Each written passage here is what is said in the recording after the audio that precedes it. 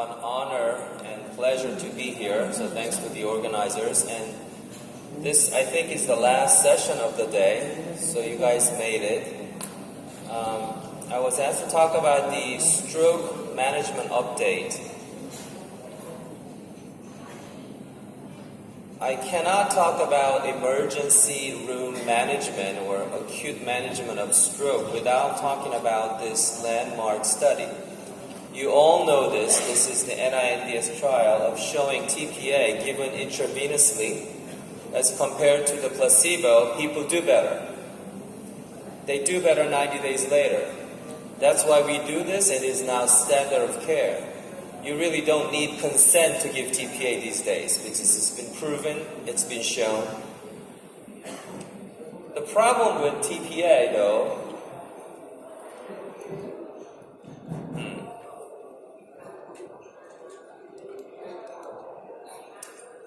is that you're supposed to give it for the first 3 hours. Now, many people don't come to your hospital in 3 hours.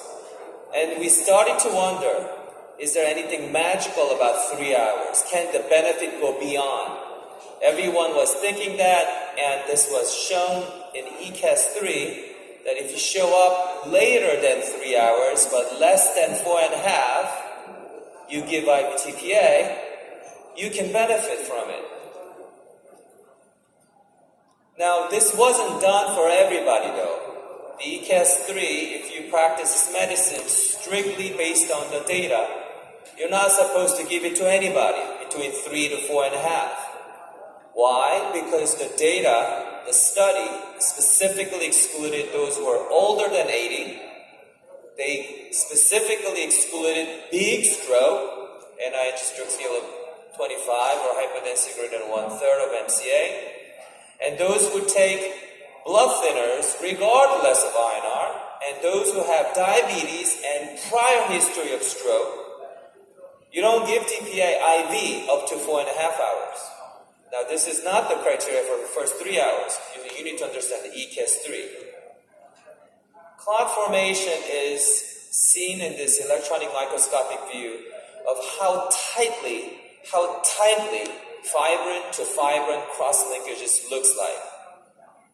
Because it looks so tight, IVTPA does not dissolve this in all clot formation. In fact, in a large vessel occlusion of a carotid distal ICA occlusion and carotid T, and M1 segments, the dissolving or recanalization rate of IVTPA is depressingly low, about 20-25%. That means 70 to 75% of time it will not do anything in terms of breaking it up. Now, if you're going to go home tonight with one thing from my talk, that will be the aspect score. This is the 10-point scale that you at the emergency room, at the ER, you need to first assess the clinical exam, right? You've heard about different scales, hemiplegia, aphasia, what have you. But after that, you need to get a CAT scan, non-conscious CAT scan. And the CAT scan will have 10 points of different areas. I think everyone dealing with acute ischemic stroke nowadays must know this, not just the radiologist. As a treating physician, C, the caudate, I, the insula, IC, internal capsule, L is the lentiform nucleus, M1, 2, 3, 4, 5, 6. You can see in this cartoon, those are the areas, all the areas that are supplied by the middle cerebral artery, and each area gets a point. There's a reason why I'm talking about this, and this is incredibly important for the emergency room physicians to understand. Now, the aspect score, so as you can see on a real CAT scan, so there's C, L, I, capsule, 1, 2, 3, 4, 5, 6. That's the 10 point. So let's do a little bit of exercise. Let's say this is your patient in the emergency room. Patient has clinical symptoms of left MCA syndrome, hemiparesis of the right side, gaze deviated to the left side, in this case, to the left side, and you do the CAT scan in your room, in emergency room, and this is what you got. What's your aspect score? Okay, let's count. Ready? Is it dark? Yes. Is this dark? Yes. So 1, 2. Is the capsule involved? Not really. 3, 4. Is M2 involved? Well, half. That's the problem of the studies. The studies or the grading system are not perfect. It didn't say about the half. But whatever, keep counting. 1, 2, 3, 4 and a half. Oh, thank you. Another half. So 1, 2, 3, 4, 5, and 6. What is 10 minus 6? 4. What is your aspects for this one? Well, let's look at A and B first. What's your aspects? Where is the darkness? Nowhere. 0. 10 minus 0 equals 10.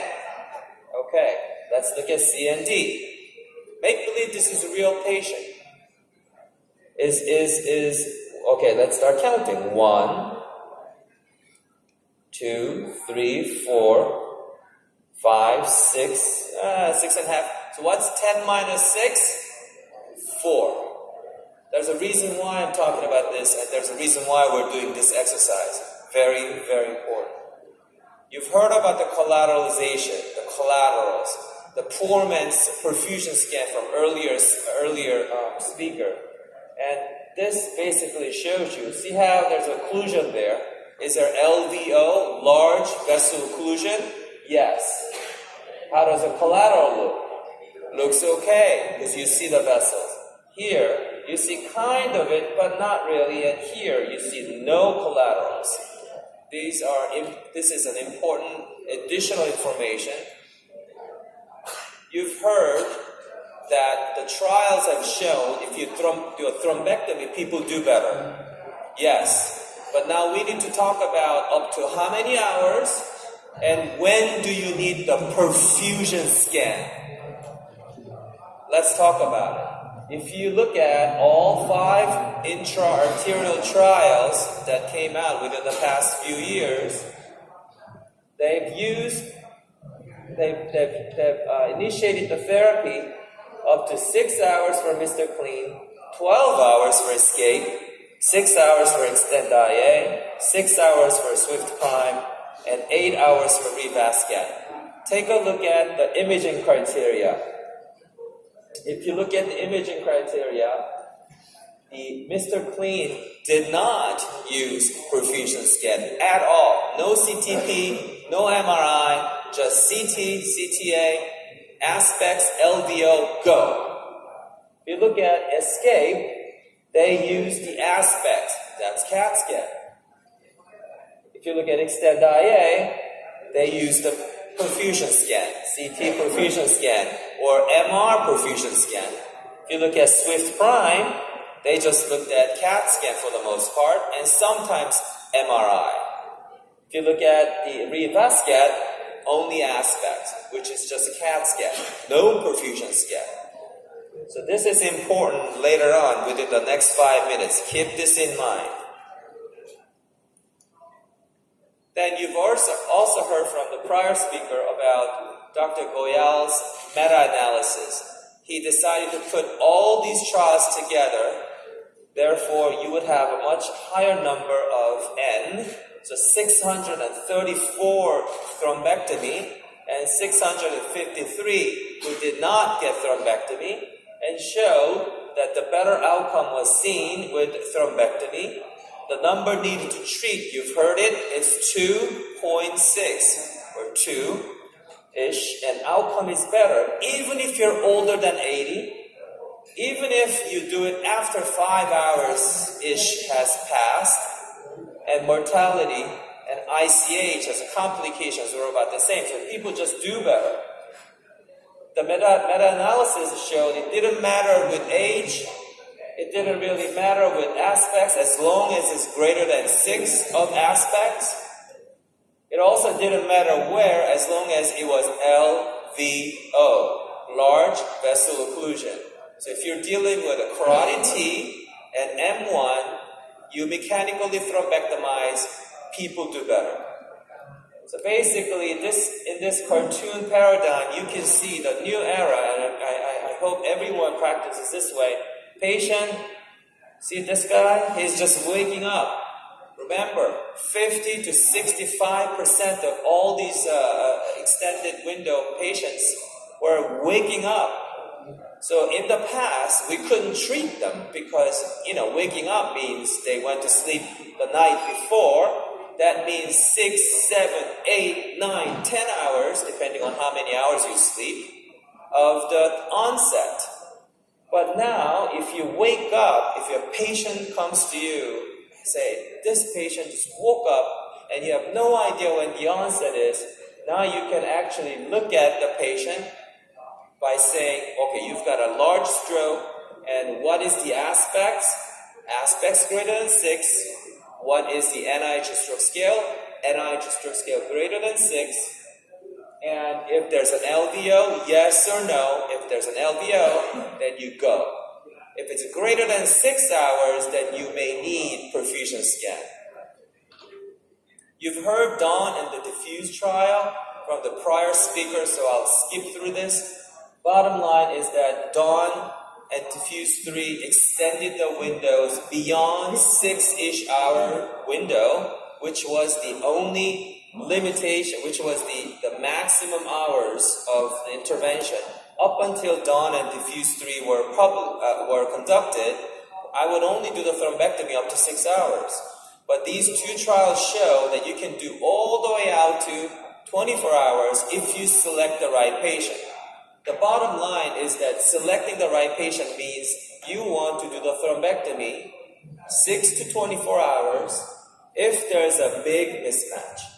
Whether you look at a CT perfusion or MR perfusion using the rapid software or not, the bottom line is small ischemic core and a large area at risk. So if you thrombectomize the clot, you can save the large area at risk, even if it's between 6 and 24 hours. Number needed to treat, again, 2. Very, very powerful data. If you look at the overall patient's thrombectomy and control, the intention to treat arm, you can see that people just do better. So I'm going to skip through this, as you've heard this from the prior speaker. Now, that's the data.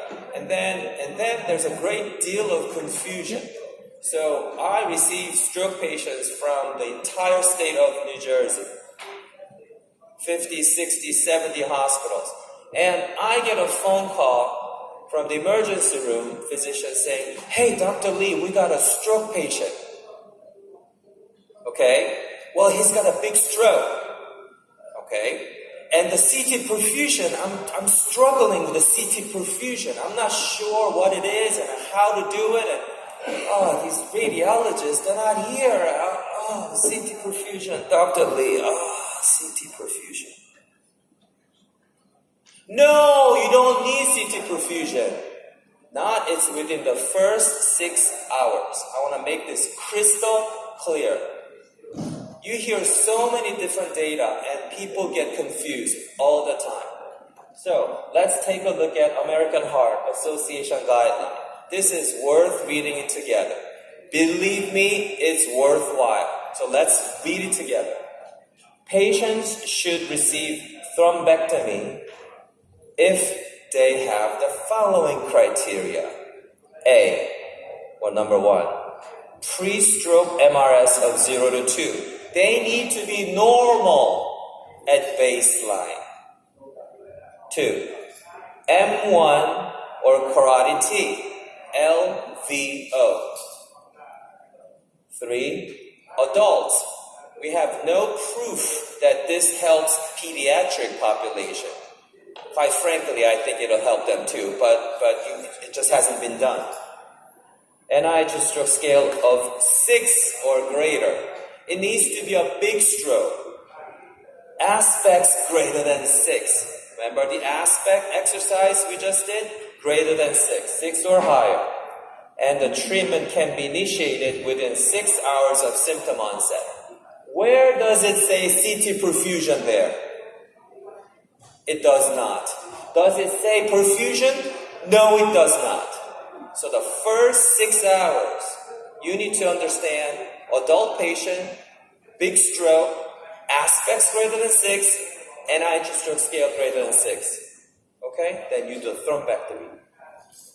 In selected patients of acute ischemic stroke, within 6 to 16 hours or 6 to 24 hours, you follow Dawn and diffuse 3 criteria, which means you will need either diffusion, NIH stroke scale mismatch, meaning big stroke but small diffusion core, or CT perfusion showing small core and twice as big penumbra on CT perfusion. That's what it means. Although the benefits are uncertain, it may help those M2, or even M3.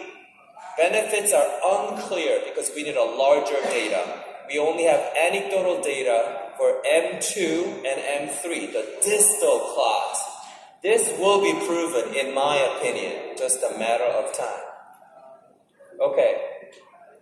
This is also, I think, is important in the emergency when you're running out of time.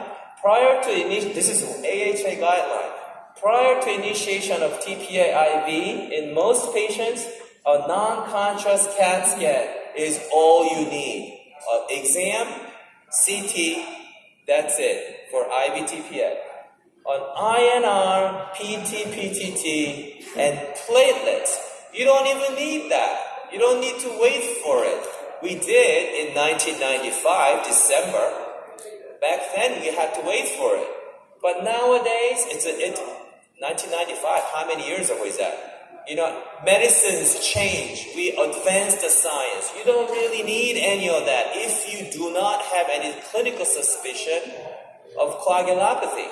A normal person should not be coagulopathic, but a liver patient might be, a renal patient may be, or someone who tells you, hey, I take these blood thinners, maybe, but a normal person should not really have high suspicion of coagulopathy. So you just go and give TPA. One more time. No perfusion needed for 6 hours. No perfusion needed for the first 6 hours. Additional imaging beyond CAT scan for aspects and CTA to show LVO, yes or no. MRI and MRA, such as perfusion studies such as CTP and MRP, for patients you're considering mechanical thrombectomy in less than 6 hours is not recommended. AHA guidelines.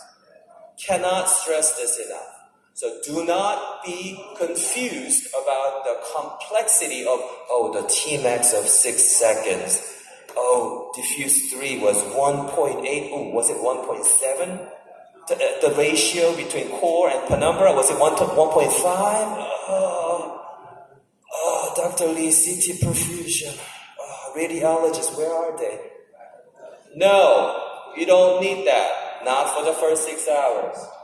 In selected patients with 6 to 24 hours, yes, you need that to prove that there's a large area that you can save by doing thrombectomy. So, this is my last slide. And I'm beating the time too. Let's do the exercise, okay? The answer is yes, no, maybe. Ready? You're going to tell me yes, no, or maybe. For assuming there are no absolute contraindication, such as recent trauma, obvious bleeding. Okay, if that's not the case, 0 to 3 hours, what do? IV TPA? Yes. Can you do thrombectomy? Maybe. If you have aspects greater than 6, right, and you have LVO. Between 0 to 4.5 hours, can you do IVTPA? Yes. Can you do thrombectomy? Maybe. If you have NIH stroke scale greater than 6 and aspects greater than 6. Do you need a CT perfusion? No. Between 4.5 to 6 hours, can you do IVTPA? No. Can you do thrombectomy? Maybe. If you have NIH stroke scale greater than 6, aspects greater than 6, and CTA shows LVO. Do you need perfusion scan? No. Between 6 to 24 hours, can you give IVTPA? No. Can you do thrombectomy? Maybe. What do you need? Aspects greater than 6, NIH stroke scale greater than 6, and perfusion scan showing a big penumbra. Let's do one more time because, time is up, but I'll do it quick. 0 to 3 hours, can you do TPA? Yes. Can you do thrombectomy? Maybe. When do you thrombectomy? NIH stroke scale greater than 6, aspects greater than 6, CTA showing large vessel occlusion. Do you need perfusion scan? No. 0 to 4.5 hours, can you do IVTPA? Yes. If you have ECAS 3 criteria, can you do thrombectomy? Maybe. If you have NIH stroke scale greater than 6 and aspects greater than 6 and there's an LVO. Do you need perfusion scan? No. 4.5 to 6 hours, same thing. Between 6 and 24 hours, can you give IVTPA? No. Do you do thrombectomy? Maybe. When do you do it? If you have aspects greater than 6, NIH stroke scale greater than 6, CTA showing LVO, and perfusion scan proving a large area that you can save. Thank you.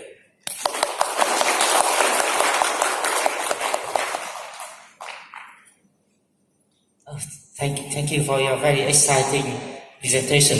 You make everything you learn from guideline become very understandable and very exciting. And thank you. Any questions?